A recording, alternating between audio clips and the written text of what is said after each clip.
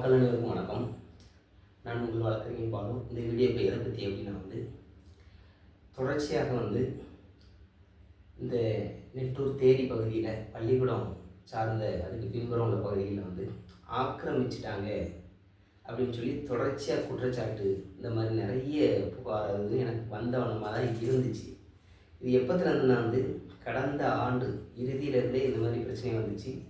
ஆனால் நான் அதை பற்றி எந்த கவனமும் செலுத்தலை. அது எதற்காக அப்படின்னா என்றைக்குமே தனிநபர் தாக்குதலாக இருக்கட்டும், ஒரு விமர்சனமாக இருக்கட்டும், வெறுப்பாக இருக்கட்டும், அதில் தலையிடக்கூடாது அப்படின்றதுல கொஞ்சம் உறுதியாக இருந்தேன். இப்போ எதற்காக அதை பற்றி பேசுகிறேன் அப்படின்னா அதையும் நான் தெளிவாக சொல்லிடுறேன். கடந்த காலத்தில் என்கிட்ட சொன்னவங்க எல்லாருமே என்ன சொன்னாங்கன்னா ஃபஸ்ட்டு ஒருத்தவங்க சொன்னாங்க, எங்களுக்கு கொஞ்சம் இடம் இருக்குங்க, அந்த இடத்த இவங்க உடைச்சிட்டாங்க, நாங்கள் அவங்கள போய் பார்த்தோம், அவங்க சம்மந்தப்பட்ட ஆளை போய் பார்த்துருக்குறாங்க, அவங்க தெளிவாக சொல்லியிருக்காங்க அது என்னோடய இடம் தான், எல்லாமே இருக்குது லீகலாக, உங்கள் இடம் நாங்கள் எதுவுமே ஆக்கிரமிக்கலை, எதுவுமே நாங்கள் பண்ணலை, நாங்கள் எல்லாம் சட்டப்பூர்வமாக பண்ணியிருக்கோம், உங்களுக்கு அப்படி தோணுச்சுன்னா நீங்கள் கோர்ட்டில் போய் பார்த்துக்கங்கன்னு தெளிவாக சொல்லி முடிச்சுட்டாங்க. அங்கே போய் பார்த்துட்டு வந்ததுக்கப்புறம் என்னையை பார்த்தாங்க, பார்த்து எனக்கு வாட்ஸ்அப்பில் அனுப்பிடுறாங்க. இன்னும் அந்த வாட்ஸ்அப்பில் கிடக்கு அந்த சர்வே நம்பர்லாம். இந்த மாதிரி அவங்க ஆக்கிரமிச்சு வச்சுட்டாங்க, அந்த தேரியில் எல்லாம் ஃபென்சிங் போட்டு தோப்பு போட்டாங்க அப்படின்னு சொன்னாங்க. அதுலேயும் நான் ரொம்ப கவனம் செலுத்தலை. ஏன்னா அது தனிநபர் பிரச்சனையில் நம்ம இந்த மாதிரி ஒரு சில இதை நம்ம தேவையில்லாமல் மற்றவங்கள வெளிக்கொண்டு வரக்கூடாது அந்த மாதிரி. அதனால் வேறு எதுக்கும் இல்லை. அதுக்கு அப்புறம் நிறைய பேர் அவங்க ஆக்கிரமிச்சிட்டாங்க, இந்த மாதிரி பொறுப்பில் இருக்காங்க, பண்ணுறாங்க, வைக்காங்க, அக்கிரமம் பண்ணாங்க, அது நிறைய சொல்லும் போதும் கூட அதை பற்றி நம்ம அதில் கவனம் செலுத்தவே இல்லை. இப்போ ஏன் அதை பற்றி பேசுகிறோம் அப்படின்னா ரெண்டு விஷயம். என்ன விஷயம் அப்படின்னா அதில் ஆக்கிரமிப்பு இருக்கா இல்லையா அப்படின்ற டாபிக்குள்ளே அது அடுத்து வரேன். ஏன்னா அது இப்போதைக்கு அதில் இந்த பேசுகிறதுக்கு இந்த மெயின் காரணம் என்னென்னா முதல்ல இந்த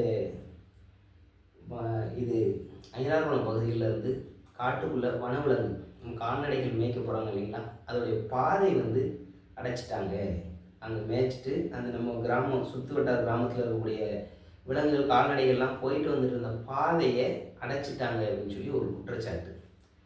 இது அவங்க பட்ட இடமும் இருக்குது, அதில் மற்ற இடம் இருக்கா ஆக்கிரமிச்சிருக்காங்கன்னு தெரியல. நான் இப்போ வரைக்கும் அதை பற்றி எடுத்து பார்க்கல. பார்க்குறதா இருந்தாலும் ஒரு 5 நிமிஷம் தான் பார்த்து இது பண்ணிடுவேன். ஆனால் அது அந்தளவுக்கு தேவையில்லைன்னு நான் நினைக்கிறேன். அந்த மாதிரி ஒரு குற்றச்சாட்டு. அதுக்காகவும் ரெண்டாவது இந்த ஸ்கூலோட காம்பவுண்ட் சுவர் இடிஞ்சு விழுந்துட்டு, இது இடிஞ்சு விழுந்து ரொம்ப நாள் ஆகிப்போச்சு. அதுவும் என்னோடய கவனத்துக்கு வந்துச்சு. சரி அதை சரி பண்ணி கொடுத்துருவாங்க, கெட்டி தந்துடுவாங்க அப்படின்றதுனால தான் நம்ம அது தலையிடலாம், அதை பற்றி பேசலை. குறிப்பாக அந்த கிராம சபையின் போதே நிறைய பேர் அதை சொன்னாங்க.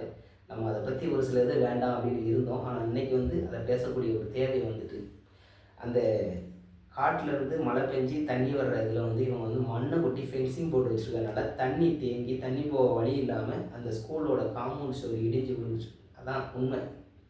இந்த மழை தண்ணியோடைய அழுத்தத்தின் காரணமாகவும் அந்த மண் போட்டதின் காரணமாக இதாகி போச்சு. இப்போ என்ன அப்படின்னா முதன்மையாக அந்த ஸ்கூலோடைய பாதுகாப்பு கருதியும் அந்த காம்பவுண்ட் சுவர் அதை கெட்டி கொடுக்கணும் அப்படின்னு சொல்லி சம்மந்தப்பட்ட நபர்களில் நான் கேட்டுக்கிறேன். ரெண்டாவது அதை நீங்கள் கண்டிப்பாக இது பண்ணுவாங்க அப்படின்னு நானும் நினைக்கிறேன். ரெண்டாவது அந்த கால்நடைகள் போகக்கூடிய பாதை ஏதும் ஒருவேளை எதுவும் இருந்துச்சு, பாதை எதுவும் க்ளோஸ் பண்ணியிருந்தீங்கன்னா சாத்தியக்கூறுகள் இருக்குமே. ஆனால் அதை நீங்கள் கொஞ்சம் நீங்களாகவே சரி பண்ணிக்கங்க. அந்த சர்வே நம்பர் டீட்டெயிலாம் நான் உள்ளே போய் பார்த்து டீட்டெயிலாக வெளியேறதுக்கு நான் விரும்பலை. தேவை ஏற்படுகிற பட்சத்தில் நிச்சயமாக செய்வேன். அதையும் நான் சொல்லிட்டேன்.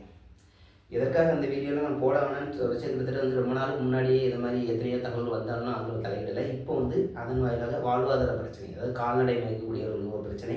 ரெண்டாவது பள்ளியில் இருக்கக்கூடியது பாதுகாப்பு. அந்த காம்பவுண்ட் சுவர் இடிஞ்சு விடுறதுக்கு மெயின் காரணமே அந்த மண் போட்டு மழை தண்ணி போகாமல் நிறைய இது பண்ணிட்டீங்க. அதெல்லாம் இந்த தண்ணி போகிறது கொஞ்சம் கேப் விட்டு தான் நீங்கள் பண்ணிக்கலாம். அந்த மாதிரி ஒரு சில குறைகளை நீங்களே நிவர்த்தி பண்ணி சரி பண்ணிக்கங்க.